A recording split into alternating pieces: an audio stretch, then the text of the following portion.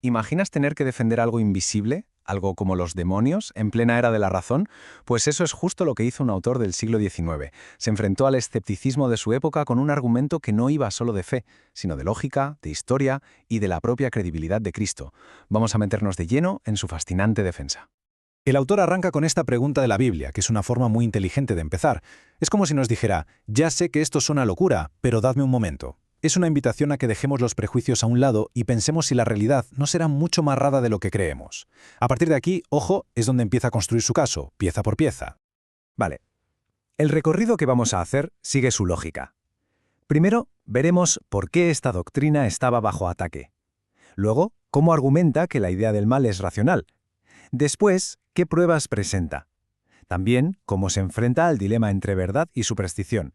Y para terminar, su idea más atrevida, la de una espiritología superior. Empecemos por el meollo de la cuestión, la creencia en demonios, que era algo fundamental en el cristianismo de los primeros siglos, de repente estaba siendo despachada como una simple superstición, pero para nuestro autor esto no era un detalle sin importancia, que va, para él las implicaciones eran gigantescas. Si Cristo había enseñado una superstición, entonces toda su autoridad moral se desplomaba, era un todo o nada. El choque de trenes era inevitable. Por un lado, la doctrina de siempre, demonios, posesiones, todo supuestamente avalado por las enseñanzas de Cristo, y por el otro, la nueva mentalidad racionalista, que decía que todo eso era básicamente fruto de la ignorancia. El gran reto del autor era demostrar que esa visión moderna, tan lógica en apariencia, en realidad se estaba perdiendo algo muy importante. Bien, ahora el autor se enfrenta a un hueso duro de roer, la idea de que los demonios son algo moralmente repugnante. Y su respuesta, la verdad, es genial, porque en lugar de negar esa repulsión, le da la vuelta y la usa a su favor. ¿Cómo? Con una analogía muy potente. Aquí está el corazón de su argumento. Nos lanza esta pregunta a la cara.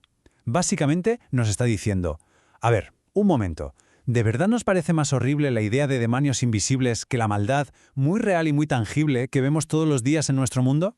Si ya aceptamos que aquí hay mal, ¿es tan descabellado pensar que pueda existir en otro plano? El punto de partida del autor es algo que, vamos, es difícil de negar. Basta con abrir un libro de historia. El mundo está lleno de gente malvada, de auténticos líderes del mal que manipulan a las masas y causan un sufrimiento terrible. Esto, insiste, no es una creencia, es un hecho, es la pura y dura realidad. Y a partir de ahí, tira del hilo. Extiende esa lógica al más allá. ¿De verdad tiene sentido pensar que al morir, nos volvemos todos buenos de repente? El autor dice que no, que lo más lógico es justo lo contrario, que nuestra forma de ser continúa, que los malos siguen siendo malos y que, igual que aquí, se organizan y tienen sus propios líderes. Y aquí, atención, llega una definición que lo cambia todo. Para este autor, los demonios no son ángeles caídos en una batalla celestial. No, son algo mucho más humano. Son simplemente los espíritus de personas malvadas que al morir se quedan como atrapados, aferrados a este mundo. Esta idea es la que hace que toda su analogía funcione tan bien. Venga, vamos con el siguiente gran muro que tiene que derribar, el escepticismo puro y duro.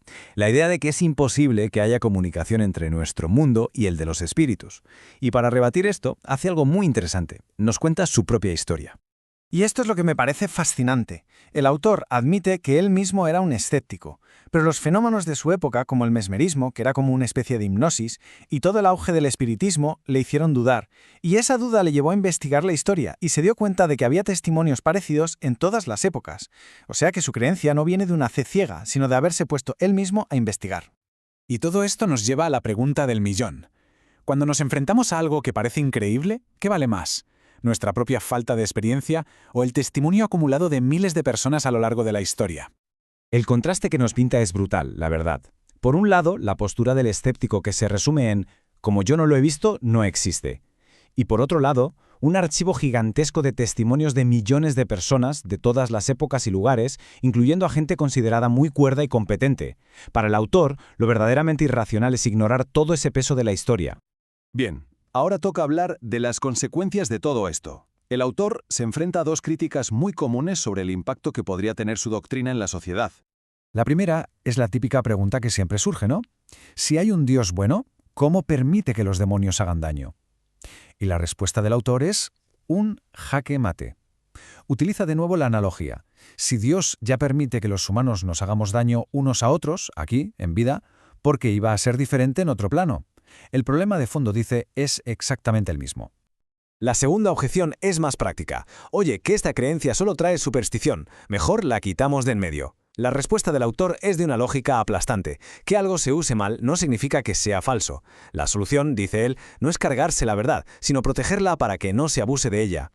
Y llegamos al último asalto. Aquí, el autor se enfrenta a una acusación muy delicada, que su teoría, en el fondo, pone al cristianismo al mismo nivel que las antiguas creencias paganas sobre espíritus.